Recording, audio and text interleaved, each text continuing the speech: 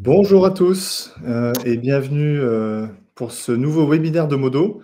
Donc, je m'appelle Damien Gendrin, je suis associé et cofondateur de l'agence Modo et je suis accompagné de Nicolas Chollet, créateur de la société Unnest, spécialisée en data analyse. Donc, notre webinaire du jour, c'est comment exploiter le plein potentiel de vos données et notamment, on va parler de tracking analytics et de tracking server-side aujourd'hui. Peut-être des gros mots pour certains, mais on va essayer de vous expliquer tout ça au mieux. Donc, cette matinée, cette petite heure, pardon, ensemble, matinée, ce serait un petit peu long. Cette heure passée ensemble va se découper en plusieurs temps. Donc, je vais laisser Nicolas après se présenter. Mais je voudrais aussi vous présenter rapidement Modo. Donc, nous sommes une agence digitale basée à Nantes. Nous travaillons sur plusieurs sujets, de la création de sites web, nous faisons du web marketing et de la formation au digital également. On a un panel de clients qui est assez divers, assez varié, sur différents domaines d'activité, agroalimentaire, santé, éducation, etc. Aujourd'hui, en fait, on a décidé avec Nicolas, suite à plusieurs projets en commun, de vous parler de ce sujet analytics, qui est un sujet très pointu et qui était peut-être un non-sujet il y a encore quelques années et qui a obligé un peu tout le secteur, notamment des agences, mais également des annonceurs, à prendre un peu à bras-le-corps ce sujet-là pour monter en compétences et pour mettre en place des outils en phase avec les recommandations légales de la CNIL, de la RGPD. Donc voilà, Nicolas, je vais peut-être te laisser aussi te présenter et présenter Unnest. Oui, merci Damien. Bonjour à tous. Nicolas Chollet, je suis le fondateur d'une société qui s'appelle Unnest. Effectivement, on fait de la data. Et en fait, on fait de la data. Donc, on est une trentaine de personnes, hein. La société est basée un peu partout en France, à Lyon, à Paris, à Rennes, à Nantes, etc. On est un peu distribué partout. En fait, on accompagne nos clients. En gros, on va accompagner des directions plutôt digital e-commerce, des directions CRM et marketing aussi, sur en gros mieux exploiter leurs données, mettre en place du tracking, exploiter leurs données dans des data warehouses, faire des tableaux de bord, de l'analyse de données, etc. Voilà. Et aussi, on peut accompagner des directions data, pareil, pour accélérer dans leur migration dans le cloud, quand on travaille beaucoup sur le cloud, dans Google Cloud en particulier. Et effectivement, on a pas mal de sujets de tracking. Je pense qu'avec Damien, ce dont on s'est rendu compte, c'est qu'il y a vraiment différents niveaux de compréhension des gens, de différents niveaux d'avancement, que les sujets sont de plus en plus complexes et qu'on s'est dit qu'on allait essayer de rendre ça le plus clair possible et de donner un peu une vision pour ce qui va se passer en 2025 et un peu au-delà. Exactement. Alors effectivement, la situation a beaucoup bougé depuis 2021-2022 et comme le dit Nicolas, c'est un sujet qui s'est complexifié, technifié.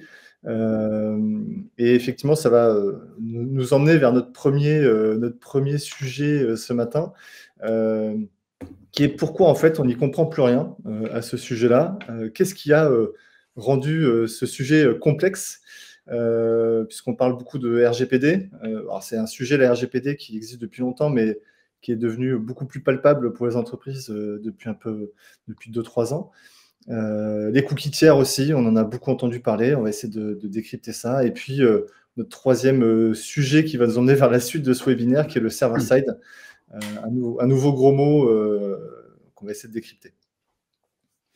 Alors, pour introduire le sujet, moi j'avais une première question, Nicolas.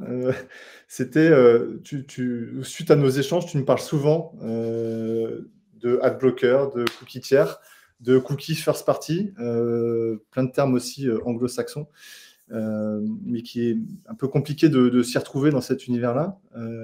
Quel est pour toi en fait le gros frein qu'il y a en ce moment pour les entreprises dans ces différents sujets-là? Ouais.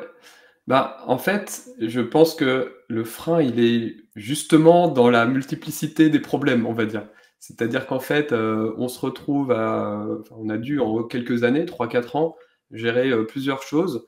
D'une part, le RGPD et les bannières cookies, donc ça existait un petit peu avant, mais ça a été vraiment renforcé plus récemment. Donc il a fallu s'adapter à ça, à la fois le mettre en place, mais aussi comprendre ce que ça voulait dire, parce qu'on perd des données. Ensuite, il y a un développement au niveau des navigateurs et du comportement des internautes, des blocages. Donc, par exemple, tu vas avoir Safari, donc Apple, qui va mettre en place des limitations sur les cookies. Tu vas avoir Google qui va être un peu forcé de le faire, qui repousse depuis longtemps. Tu vas avoir des gens qui ont des ad bloqueurs. Bon, ça augmente plus vraiment, mais quand même, il y a une part importante de la population qui a des ad bloqueurs. Et puis, il y a eu GA4 aussi, qui en fait est quand même un outil vraiment honnêtement plus complexe que n'était Google Analytics. Et donc, ça recrée du doute et de la confusion, en plus des autres sujets, quoi. Donc pour moi, c'est plutôt cette sorte de confusion un peu globale, tous ces sujets. Et en fait, le truc, c'est que pas le contournement, mais la réponse à chacun de ces nouvelles contraintes, qui peuvent être légales, environnementales, etc., bah, elles sont vachement techniques, quoi. Et donc en gros, quelque chose qui était avant, j'installe Google Analytics, j'installe Google Tag Manager, c'est pas très compliqué, à la limite, quelqu'un peut le faire en interne et ça va fonctionner. Et ben en fait, aujourd'hui, c'est devenu plus dur. Il faut mettre plus d'outils, ça va coûter de l'argent. Et donc les gens ont du mal à comprendre pourquoi quelque chose qui était bien et pas cher avant devient moins bien et plus cher aujourd'hui. Et donc des fois, ils ont l'impression de régresser ou de pas comprendre ou de se dire mais on loupe quelque chose, quoi. Donc voilà, je trouve que c'est un peu cette confusion qui est arrivée depuis quelques années, quoi. Ouais, puis en plus, tu parlais du fait que on mesure moins de données liées à ça. On a certains clients qui ont perdu jusqu'à 60-70% de données mesurées à cause des cookies, à cause des refus de cookies. Est-ce que c'est quelque chose qui est... est-ce qu'on peut être fataliste sur le sujet ou est-ce qu'il y a des choses qui nous permettent d'éviter ça? Bah, ça dépend des sujets. Donc, si tu veux, on peut peut-être passer un peu les petits supports que j'ai préparés pour un peu décrire ça. Ça dépend des sujets. Il y a des sujets, on va le voir, liés au blocage des cookies, etc. Et là, effectivement, il y a des réponses techniques comme le server-side, les adblockers aussi d'ailleurs. Il y a des sujets comme le RGPD, le consentement, où là, en fait, oui et non. C'est-à-dire que si quelqu'un ne consent pas à faire quelque chose et où la loi vous oblige à recueillir le consentement, ben, vous ne pouvez pas faire grand-chose. Ouais. Donc on va voir un peu pas les contournements, mais les réponses techniques qui ont été mises en place. Est-ce que ça te va si on... Ouais, allez, vas-y. Allez, je vais faire une petite intro. Donc, désolé, j'espère que ce ne sera pas trop technique, mais j'essaie de rendre ça vraiment, vraiment simple. Donc, en gros, je prends vraiment le cas classique. Vous avez un site web, vous faites de la pub, en gros, et puis vous voulez faire deux choses souvent, c'est mesurer le trafic qu'il y a sur votre site, à la fois d'où est-ce qu'il vient et qu'est-ce qui convertit, aussi un peu ce que font les gens, hein, quelle page ils vont voir, etc. Bon. Et puis, vous avez, donc ça, c'est le tag analytics ici. Et vous avez aussi la publicité. Donc souvent, vous dépensez de l'argent sur Google Ads, Facebook Ads et de plus gros, puis d'autres. Et en fait, vous allez mettre sur votre site un tag qui va permettre à ces outils-là de mesurer la performance de votre achat, donc des visites qui viennent, etc. Et donc d'optimiser ensuite les algos et tout. Et donc, historiquement, on va dire, c'était relativement simple. C'est-à-dire que sur votre site, vous mettiez souvent Google Tag Manager, qui est un truc qui est fait pour ça. Dans Google Tag Manager, on va appeler le tag Google Analytics, le tag Google Ads, le tag Facebook Ads, qui eux-mêmes ensuite envoient les infos vers ces données-là. Et puis voilà, en gros, un peu comment ça fonctionnait et comment ça fonctionne toujours en théorie. Mais ce qu'on va voir, c'est qu'effectivement, il y a quelques contraintes, quoi. Donc en gros, les adblockers. Donc les adblockers, ça arrive pas, ça date hein, déjà. Un adblocker, qu'est-ce qu'il fait? Vous êtes sur votre navigateur, vous avez installé un adblocker, il va regarder s'il y a des scripts Facebook, Google Ads, ou alors des informations qui sont envoyées vers Facebook et Google Ads. Et si c'est le cas, il les bloque. Voilà. C'est aussi simple que ça. Donc en général, il ne bloque pas les outils de mesure du type Google Analytics. Ça dépend. Ceux qui sont très stricts le bloquent, mais la plupart ne les bloquent pas. Par contre, ils vont bloquer les tags Facebook, AdWords. Et du coup, vous avez des impacts sur la mesure vers ces outils-là. Ça peut aller de 10 à 70%. Ça dépend. Si vous êtes en B2C très geek, ça va être 70-80%. Si vous avez beaucoup de mobiles, c'est moins. Si vous êtes en B2B, bah, si les gens ont des navigateurs professionnels, ça va peut-être être bloqué, etc. Donc c'est très très très variable. Ça n'impacte pas vos données analytics, hein, très très faiblement, mais toutes les données ads. Et pour le coup, le server-side, c'est le meilleur moyen pour récupérer de la donnée en volume, pas forcément 100% en qualité, mais en volume. Et ça fonctionne, on va dire. Et on va voir un peu après, pas techniquement comment vraiment, mais un peu essayer d'intuiter pourquoi ça marche, quoi. Donc en gros, vous avez le sujet AdBlocker. Et la réalité, c'est que le server-side dont on parle souvent, c'est surtout là-dessus que vous allez récupérer beaucoup de données, en fait. Ok. Ensuite, par-dessus, vous avez le sujet du consentement. Donc là, le consentement, c'est binaire. Les gens, ils arrivent sur votre site, ils disent oui ou disent non. Et en fait, la donnée, quand ils disent non, en théorie, vous n'êtes pas censé l'envoyer vers Google Analytics, Google Ads, Facebook Ads, par exemple. Donc vous allez perdre un volume de données dont vous ignorez la quantité. Vous pouvez intuiter un peu ou une partie de données, mais ce n'est pas toujours évident, qui peut varier entre 30 et 70%, ça dépend de plein de trucs, de votre trafic, de la tête de votre bannière, de plein de choses. Et là-dessus, il y a eu deux manières de, on va dire, récupérer de la donnée.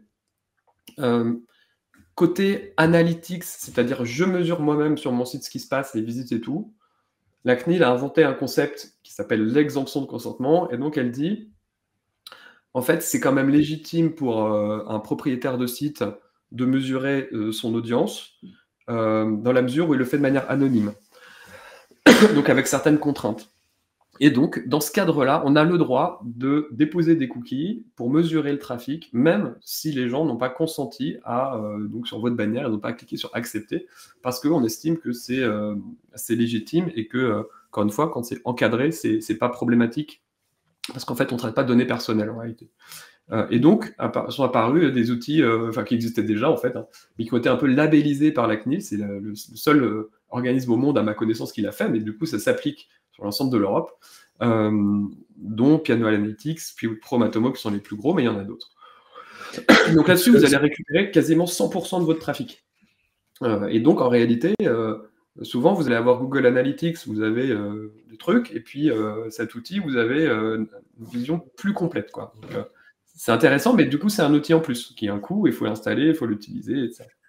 Oui, c'est-à-dire que comme tu nous dis, en fait, si on fait le cumul entre la slide d'avant et celle-ci, on est entre 40 et 80% de données en moins mesurées, mais on a déjà une première solution effectivement, techniquement, de rajouter un outil.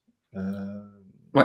Je pense qu'on verra un peu plus tard l'impact financier, mais en tout cas, pour l'instant, il y a des solutions. C'est-à-dire que moi, ça pose un petit peu la question de mettre en place des restrictions pour qu'elles soient contournées. Ça complexifie un petit peu déjà le marché pour tout le monde, sans forcément une très forte utilité au départ. Mais bon, bref, ça c'est un autre, Tout à fait. un autre débat. Mais bon, donc en gros, ça c'est quand tu mesures toi-même. Donc tu as les outils exemptés de consentement pour mesurer ton trafic. Ouais. Et après reste la question des outils tiers, Google Ads, Facebook Ads, où là tu n'as pas le droit d'envoyer la donnée de l'utilisateur. Tu n'as pas le droit de déposer un cookie de suivi Facebook d'utilisateur qui n'a pas consenti. Il n'y a pas de doute là-dessus. Donc là, pour le coup, ils ont inventé, parmi les réponses, ce qu'ils appellent le consent mode, notamment le consent mode avancé, qui consiste à dire, en fait, si la personne, elle clique accepter, ben, j'envoie la donnée. Si elle clique sur refuser, je vais envoyer juste un ping, en gros, qui dit, bah voilà, là, il y a eu une page vue, là, il y a eu une conversion, sans envoyer rien d'autre, ni d'ID, ni d'informations sur le navigateur, etc., de sorte que derrière, l'outil va pouvoir modéliser. Donc, en fait, on récupère de la donnée.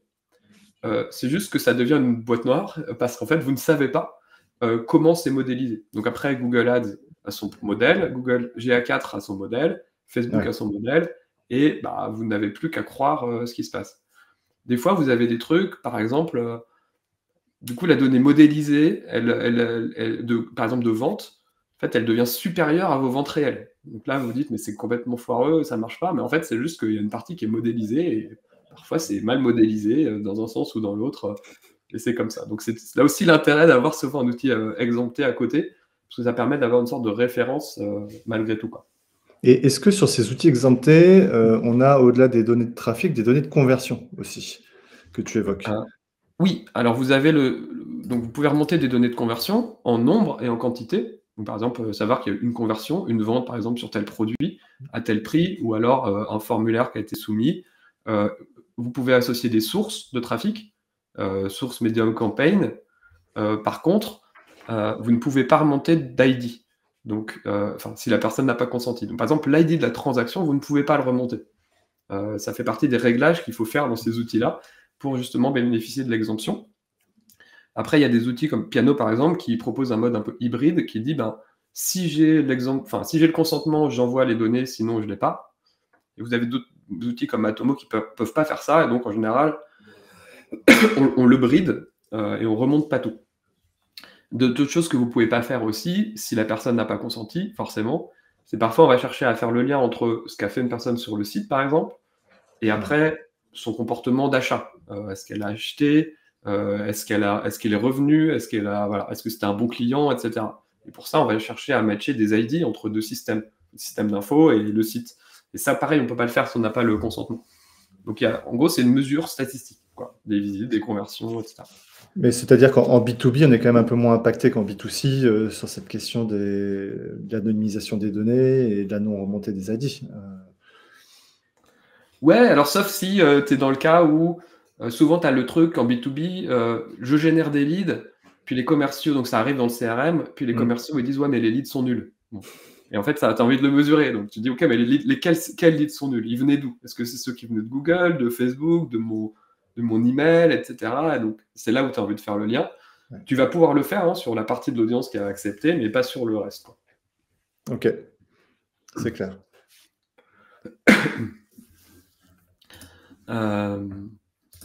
Et après, j'ai fait un petit tableau de synthèse, si tu veux, hop, assez simple, parce que la réalité, c'est qu'il y a encore un niveau de complexité, puis après, on va parler des cookies tiers.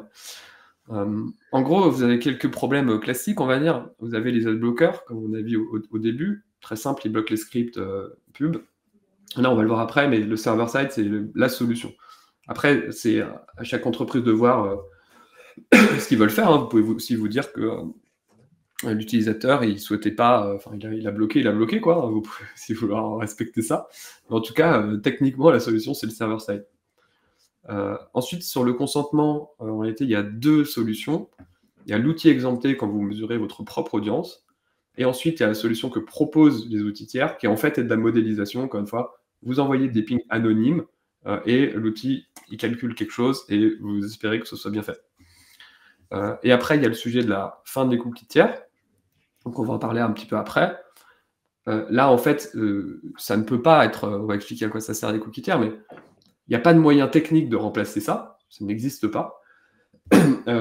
Et donc, en fait, ça va être remplacé par tout un tas de manières pour envoyer d'autres types de données à Facebook, Google Ads, etc., de sorte qu'ils puissent recréer un mapping. Et en fait, ils vont utiliser plein de points de données pour finalement faire en sorte que ça impacte le moins possible, quoi.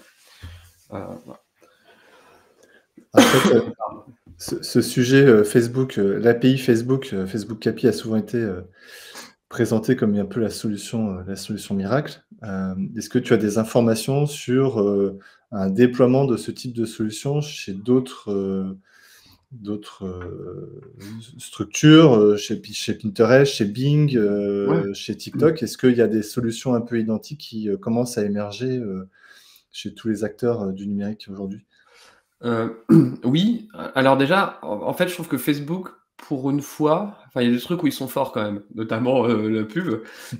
Et franchement, ils ont produit tout de suite un modèle ultra clean, très simple à comprendre pour les agences notamment, très simple à déployer et très efficace.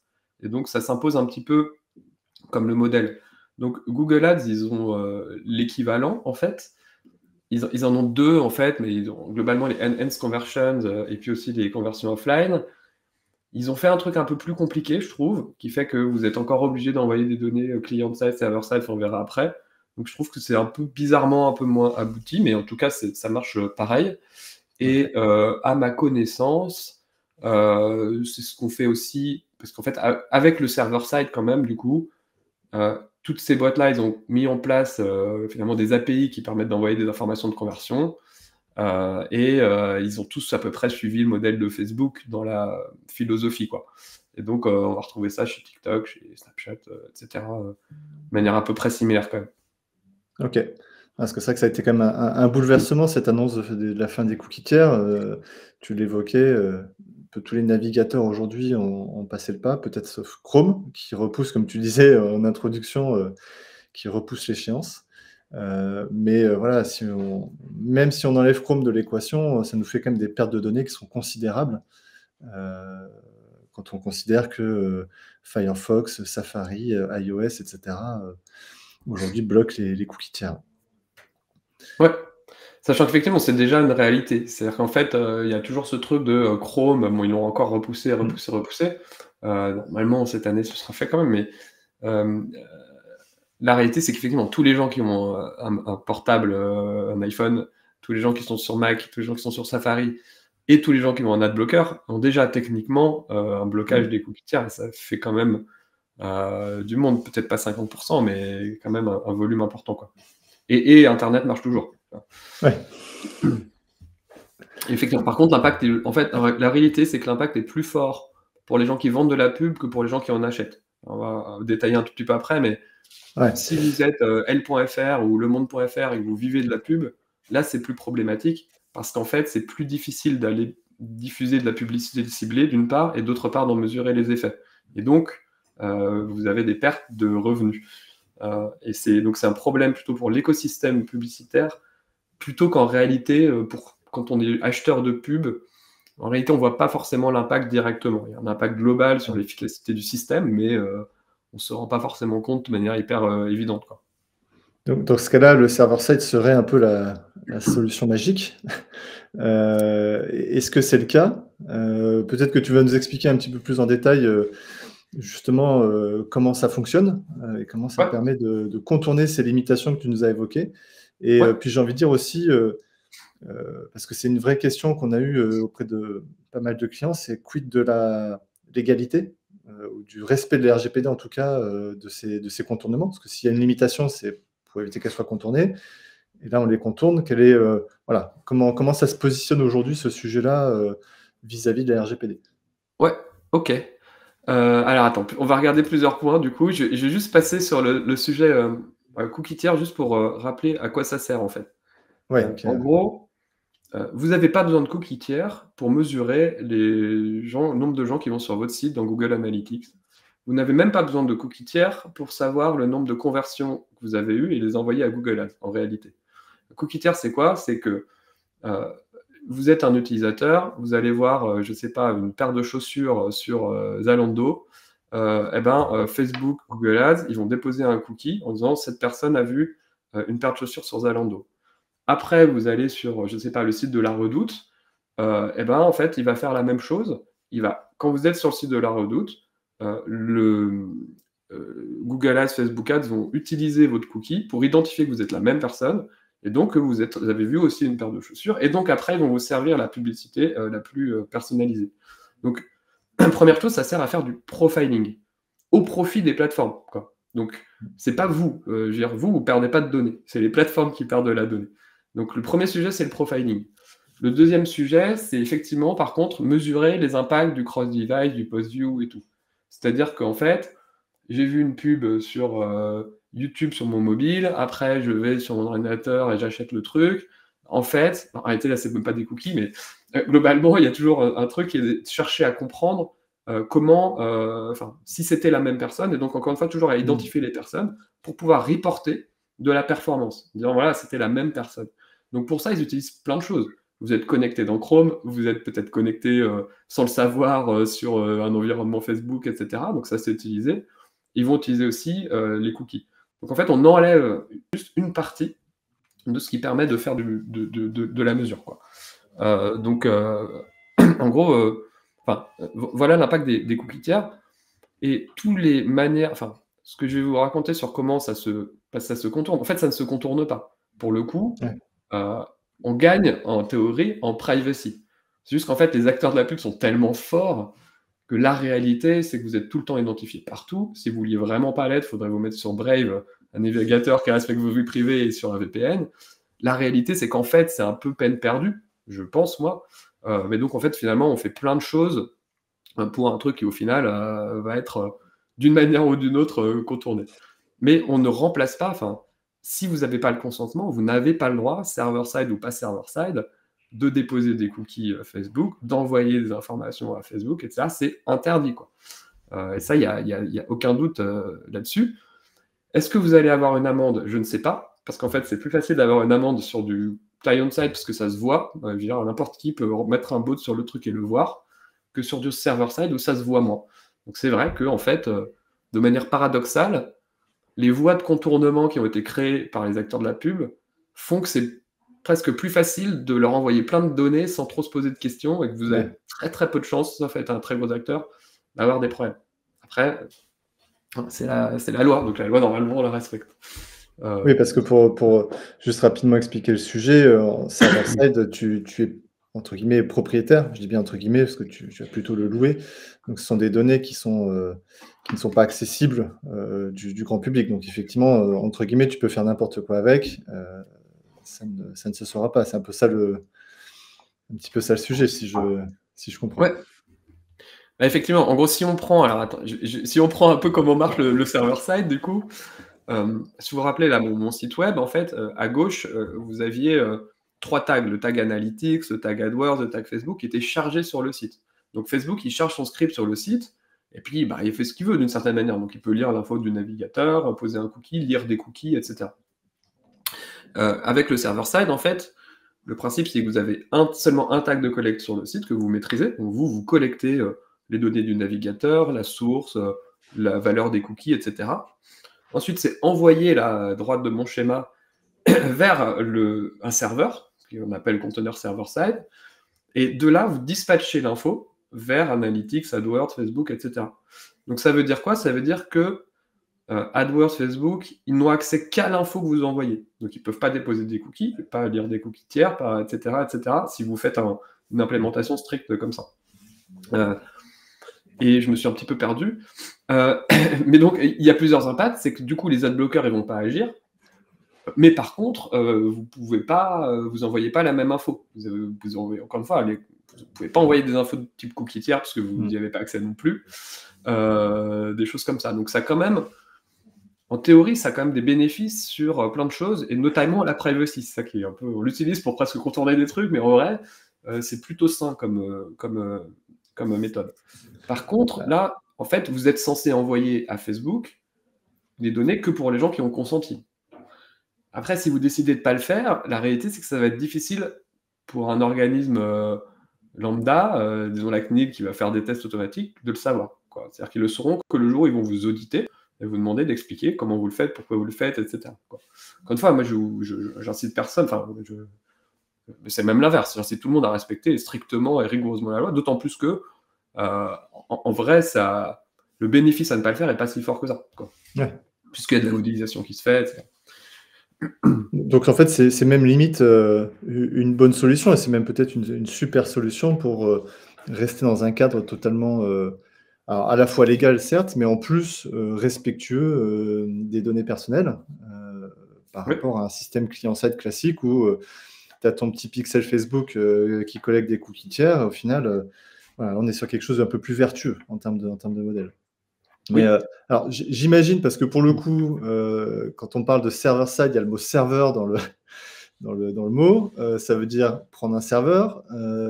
Qu'est-ce que ça implique techniquement parlant d'avoir une solution comme ça?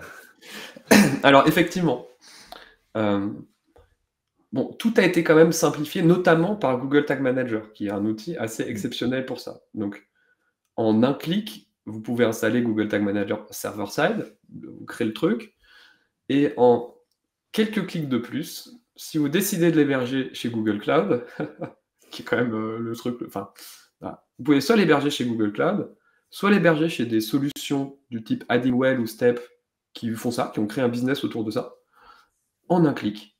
Voilà. Soit vous l'hébergez sur votre propre serveur, et là, c'est déjà un peu plus galère, vraiment en fait. Donc, en réalité, au final, soit vous le mettez sur Google Cloud, soit vous le mettez sur Addingwell ou Step, et la plupart des gens vont sur Addingwell ou Step. Addingwell, qui est une boîte française d'ailleurs, donc choisissez Addingwell si vous avez le choix. Et donc, en gros, en un clic, vous pouvez avoir le truc qui est setup quand même. De base, l'environnement, il est là, vous payez juste à la consommation, donc en fonction des volumes. Donc ça a un coût, forcément, qui peut aller de 1 000 € par an à 10 000 15 000 € par an. Ça dépend des volumes. Donc, si vous voulez le faire vous-même, vous pouvez. Mais enfin bon, c'est un arbitrage quoi, entre mes corbeilles. Voilà. Quand vous prenez une solution déjà tout packagée, en fait, vous avez aussi toutes les alertes qui sont automatiques. Tout ça. Donc, en gros, setup le serveur, c'est juste, il faut accepter de sortir sa CB, mais ça prend 2 clics. Après, il faut quand même setup les tags. C'est-à-dire, en général, vous les aviez côté sur votre site. Là, vous allez les passer côté serveur, donc il y a un petit peu de travail. Et puis, bah, c'est pas toujours les mêmes compétences. C'est-à-dire qu'en fait, la personne qui s'était formée un peu sur le tas, à Google Tag Manager, qui fait plein de trucs, qui fait de l'acquisition, qui fait des choses et tout, en fait, avant, il pouvait gérer votre conteneur Tag Manager. En vrai, ça devient un peu plus dur, parce que c'est un petit peu plus dur à recéter, il faut comprendre ce qu'on fait, il y a plus de manières de se tromper. Donc, ça rajoute un petit degré de complexité quand même, quoi. C'est d'ailleurs pour ça qu'on travaille ensemble, Nicolas.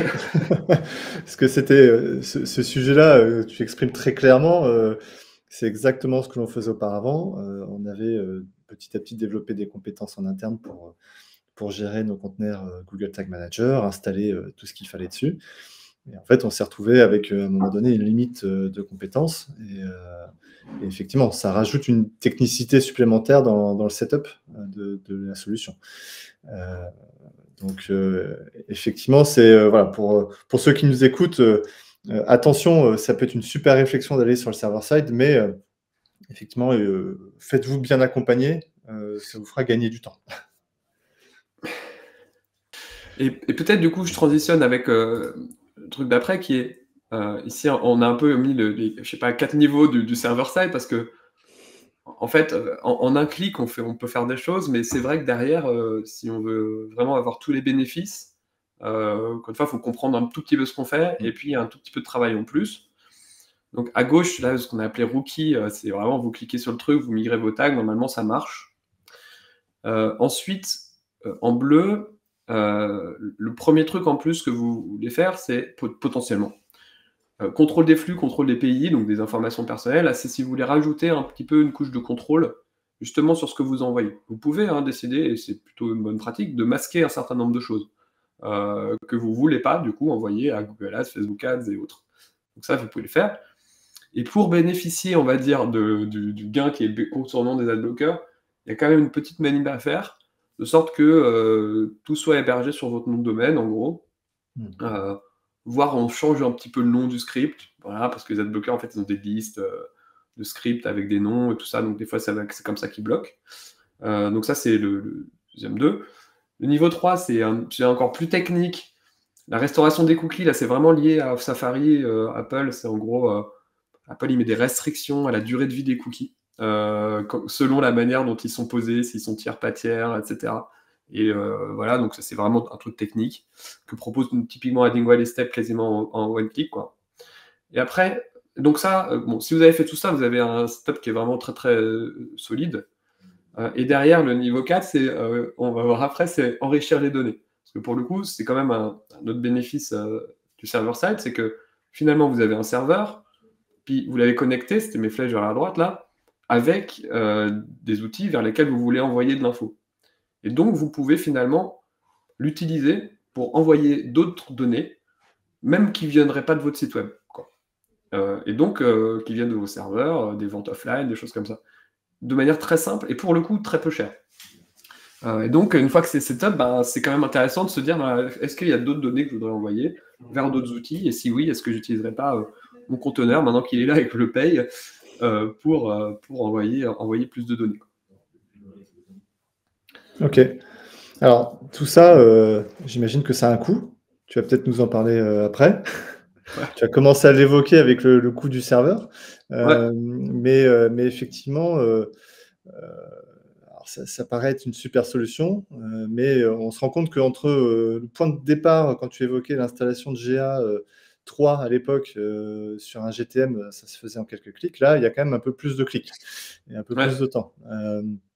Donc j'imagine que toutes les entreprises ne sont pas nécessairement non plus concernées par la mise en place d'une solution server-side. Est-ce que tu as en tête, on va dire, une sorte de taille critique de trafic, d'enjeux, d'investissement publicitaire aussi, qui serait nécessaire pour basculer sur ce modèle server-side? Ouais, alors C'est la question à 1000 on francs. en parlait en préparant ce webinaire. Moi, j'ai plusieurs casquettes qui se mélangent un peu, mais d'un point de vue purement rationnel, bon, à partir du moment où vous dépensez plus de 100 000 € par an en acquisition, vous dites que globalement, ça vaut le coup. C'est-à-dire que, un, vous voulez être sûr que vos données la plus complète possible. Deuxièmement, vous voulez envoyer un maximum d'informations aux plateformes de pub parce que le rationnel, c'est que ça va améliorer les algos aussi. Parce que du coup, plus ils savent ce qui a converti, plus ils vont pouvoir recibler correctement, etc. Et donc, probablement, vous dites, d'un côté, je mets 100 000 € par an ou plus, 200, 500, 1 million. D'un autre côté, je vais avoir un investissement peut-être de 10 000, 20 000 €, on verra après, mais pour setup ça correctement, ça vaut le coup. En dessous de ça, la question se pose, vous pouvez vraiment vous dire, un peu radical, en fait, non, je ne fais pas. Et puis, c'est pas grave, j'accepte d'avoir moins de données et tout ça, parce que je pense que finalement, le ratio bénéfice-gain n'est pas en ma faveur. Après, vous avez des gens qui aiment bien tout contrôler, enfin, savoir que ils sont au top du truc. Et donc, en fait, finalement, ça devient rationnel de se dire non, mais il faut le faire, je veux le faire, parce qu'en fait, sinon, on ne sait pas ce qu'on fait exactement, on ne va pas pouvoir optimiser. Quand on va vouloir passer à l'échelle, ce ne sera pas possible. Donc, des fois, il y a des gens qui le font juste parce que c'est l'état de l'art. Et après, moi, je vais mettre ma casquette analytics, quoi.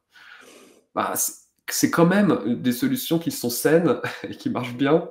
Et donc, c'est vrai que si on me demande de mettre en place un truc de base, j'ai proposé de faire le server-side parce que ça me semble être très pérenne et plutôt pas bulletproof, mais quand même assez résistant aux changements à venir probables. Je n'ai pas de boule de cristal, mais enfin, quand même, quoi. On va plutôt vers globalement plus de contraintes partout, tout le temps, depuis plusieurs années. Et donc, de toute façon, à la fin, ça finira comme ça, quoi. Tout le monde sera en server-side. Après, c'est vrai que je comprends que ça puisse faire un petit peu mal de se dire, parce qu'au final, en plus, les solutions intermédiaires, donc par exemple, vous avez une CMP pour gérer votre bannière de consentement. Alors, la réalité, c'est que les prix, ils ont monté quand même. C'est-à-dire qu'au début, ça vous coûtait 30 € par mois, 100 € par mois. Puis maintenant, si vous avez un gros site, des fois, vous faites des devis à 15 000, 20 000 € par an. Donc ça commence à faire un petit peu mal. Et sur le server-side, c'est un petit peu pareil. C'est qu'au début, il y avait le côté un peu, allez, ça coûte 100 € par mois, c'est pas cher. Maintenant, quand vous commencez à avoir plus d'1 million de visites par mois, par exemple, là, d'un coup, les devis que vous recevez deviennent un peu plus sérieux, quoi. Et donc forcément, ça fait un petit peu mal parce qu'on s'était habitué à avoir des outils qui étaient bien et pas chers, voire gratuits, en fait. C'est ça aussi, ce qui est une anormalité de marché. Ouais, très clairement. Ouais. Alors, ça amène un peu à notre dernier sujet qu'on avait abordé comme ça en préparant justement ce webinaire, c'est est-ce qu'on ne tombe pas dans un monde avec d'un côté un analytics pour les riches, justement, qui ont ces moyens de mettre ces outils en place avec les coûts que tu évoquais, et puis d'un autre côté un analytics des pauvres, où voilà, je suis une petite structure, j'investis pas ces sommes-là en analytics, enfin en ads déjà, donc j'ai pas envie de les mettre dans des solutions analytics pour gréver justement mon budget publicitaire ou SEO ou autre. Voilà, donc ça pose un peu cette question-là de la dichotomie vers laquelle on se dirige. Auparavant, on avait tous un peu les mêmes solutions. Demain, ce sera plus le cas. C'est même déjà plus le cas depuis 2024-2025, avec l'année qui démarre. Donc voilà, c'est un peu un changement de paradigme auquel il faut se faire. Mais peut-être qu'après, tu vas nous montrer des estimations de coûts pour que les gens puissent se projeter un peu et aussi qu'on puisse se dire à un moment donné, est-ce que moi j'ai un intérêt à switcher vers du server-side? Ouais, carrément. Attends, avant, je vais juste faire une mini aparté quand même pour vous expliquer ce que vous pouvez faire si vous avez l'analytics des riches. Ah bah oui. Et juste pour continuer un peu dans l'explication et tout. En gros, tu vois, on parlait de Facebook Capi. Facebook Capi, ça paraît simple, on dit je vais mettre Facebook Capi, mais en fait, qu'est-ce que ça fait? En réalité, quand vous mettez des tags de conversion Facebook, quand vous faites l'ensemble, qu'est-ce qui va se passer? C'est en fait, vous allez souvent à gauche maintenir quand même un tag de conversion Facebook client-side parce qu'il a plus de contexte, parce que plein de trucs. Vous n'êtes pas obligé, mais souvent, finalement, vous le faites. Facebook fait ça très bien d'ailleurs, gérer, quand il reçoit une conversion d'un côté et de l'autre, gérer l'identifiant, il le fait mieux que Google Ads. Et ensuite, côté serveur, vous allez aussi envoyer l'information que vous allez éventuellement enrichir de données. D'ailleurs, ici aussi, souvent l'enrichissement, c'est l'adresse email, en fait. Donc encore une fois, on arrive sur ce truc-là où vous dites, je vais envoyer des data points à Facebook, quoi, et Facebook se débrouille. Alors là, avant, il se basait sur un ID, un cookie pour faire le lien et identifier une personne, faire du profiling. En fait, là, vous envoyez carrément l'email, puisque vous l'avez, puisque la personne a converti, normalement, sur votre site. Et donc, évidemment, il faut le consentement pour ça. Elle est envoyée cryptée, tout ce que vous voulez, mais enfin bon, vous envoyez quand même des emails, quoi. Et finalement, l'email redevient, d'une certaine manière, le sort d'identifiant global, quoi. Donc ça, c'est typiquement si vous avez Facebook. Et vous pouvez aussi envoyer, du coup, des données, par exemple, de marge. C'est-à-dire, vous vendez un produit, vous allez commencer à pouvoir faire du pilotage à la marge. Et après, côté agence, piloter des campagnes, plus seulement à la conversion, mais à la valeur, soit de la LTV client, soit de la marge produit, des choses comme ça, quoi. Et l'autre chose qui devient facile, pour le coup, assez simple, c'est comme je disais, vous avez cet environnement server-side, vous pouvez lui envoyer ce que vous voulez. Même si ça ne vient pas de votre site web. Et ensuite, vous avez un dispatcher qui est déjà là vers Google Ads, Facebook Ads ou même d'autres outils. Parce qu'en fait, il y a plein de connecteurs natifs. Donc, typiquement, vous allez avoir les conversions offline qui vont passer par là. Mais vous pouvez tout à fait, c'est le cas, on l'a fait par exemple avec Bash, alors le petit logo il est masqué en haut. En gros, où finalement, quand il y a des conversions offline, donc en magasin, en boutique, on va envoyer la donnée vers les plateformes d'ads pour augmenter la qualité de la mesure repos. Donc en gros, est-ce que les personnes qui ont acheté en ligne avaient vu de la pub, etc. Et après, vous faites confiance au modèle Google Ads, Facebook Ads pour vous dire des trucs plus ou moins vrais. Mais en tout cas, on peut envoyer la donnée. Ok. Ouais, donc on est vraiment dans ce côté analytics un peu du riche où pour le coup, je peux piloter mes campagnes à la marge, je peux optimiser mes performances de campagne versus une structure qui n'aura pas mis en place ce type de choses-là et qui pilotera un petit peu plus à l'aveugle. Ouais. Et bon, en réalité, comme je disais, pour un gros site qui dépense beaucoup, il n'y a même pas de... Il n'y a pas de question, ouais. Ouais, c'est pour plein de raisons, parce qu'il y a aussi quelques autres bénéfices, notamment la performance du site web, vous chargez moins de scripts, etc. Pour plein de raisons, il n'y a pas de question à se poser en réalité. Vous êtes obligé d'y aller. Mais effectivement, c'est pour les plus petits sites ou les gens qui dépensent moins, où là, la question se pose vraiment sérieusement, quoi. Ouais. Et même pour les gros, en réalité, il y a quand même un truc où... Donc là j'ai fait un petit tableau un peu radical, mais en gros, pour faire très simple, avant, vous posiez Google Analytics, Google Tag Manager, et vous aviez à peu près vos données. Et puis bon, il fallait quand même gérer les tags. Aujourd'hui, en fait, alors, il faut faire pareil. Ça reste gratuit, ça fait les GA4 360, tout, ça reste gratuit. Après, il y a l'éléphant dans la pièce, c'est quand même que GA4, c'est un peu nul. Et donc, quand vous êtes vraiment sérieux, que vous voulez faire beaucoup d'analytics, c'est un sujet que je n'ai pas abordé, mais vous commencez à mettre vos données dans Google BigQuery, à refaire vos propres estimations. Pour ça, il faut un data ingénieur, il faut quelqu'un qui comprend ce que vous faites. Donc, on se retrouve avec des entreprises qui finalement ont un outil gratuit, mais derrière qui dépensent 100 000 € par an en data ing pour rematcher des choses. Donc, ils vont plus loin, mais ça a un coût qui avant n'existait pas, quoi. Ensuite, ça, vous n'avez pas le choix, vous devez avoir une CMP. Donc, vous pouvez, si vous êtes joueur, la faire vous-même, mais vous allez vous planter comme tous les gens avant vous qui ont essayé. Donc, il ne faut pas faire ça.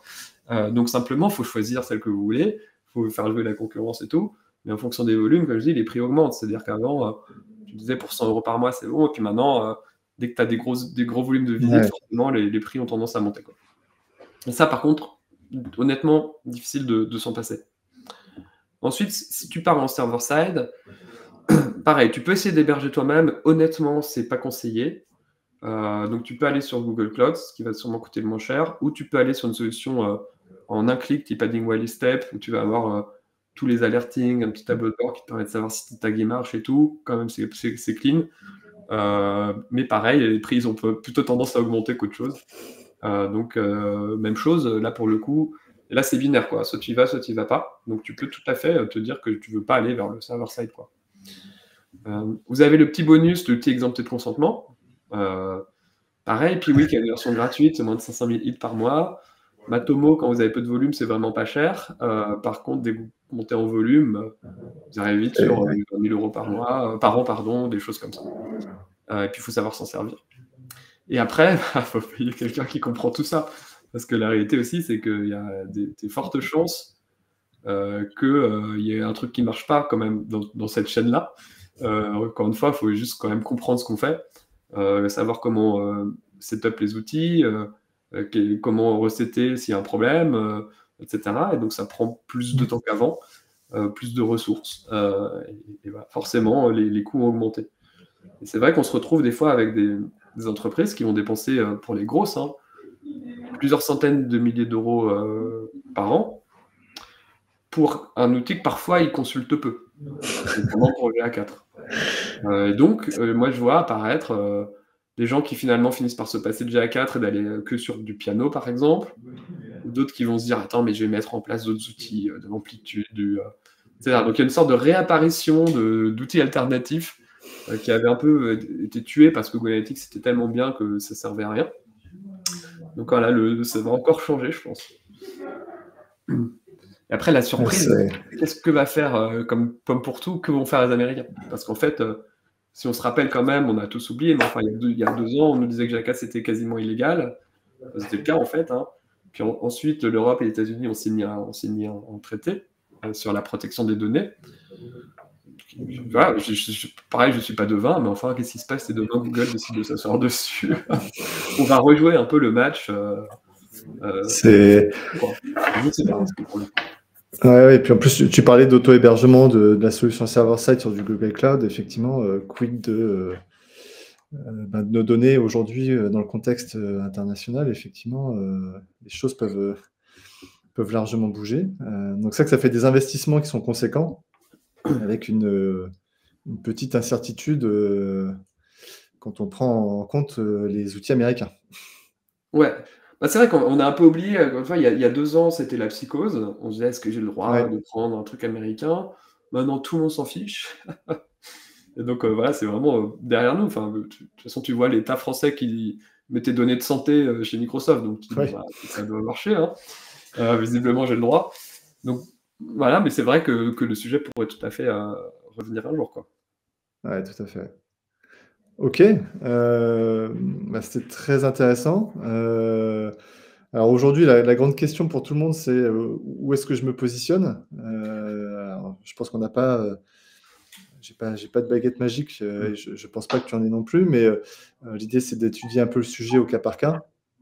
Mais en tout cas, il y a quand même des enjeux, très importants, derrière, sur, la mesure des données, sur le pilotage des campagnes que l'on peut mener.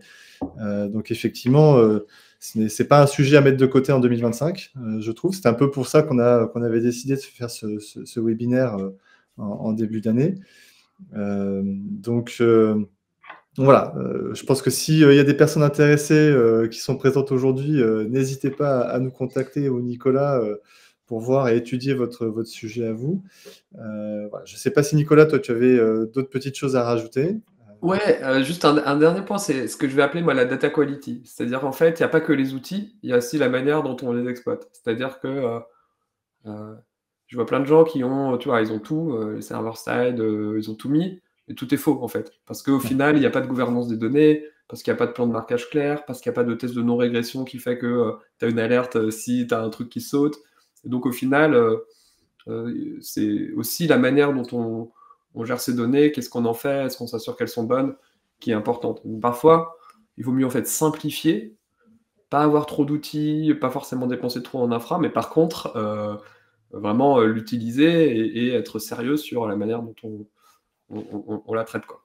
Et puis suivre ces données également, parce que ça, c'est un vrai sujet. On s'aperçoit qu'effectivement, beaucoup de structures ne suivent pas de manière très structurée les performances de leur campagne ou leurs données. Ouais.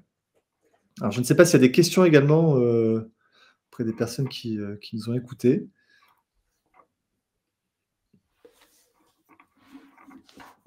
J'ai pas l'impression. J'ai pas l'impression dans le chat. Eh ben, si vous avez des questions, n'hésitez pas.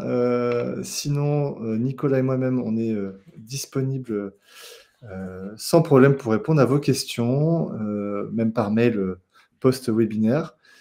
Et puis sinon, moi, je vous dis à bientôt pour une prochaine session. Merci à Merci tous. beaucoup, merci Damien. Merci Nicolas, à bientôt.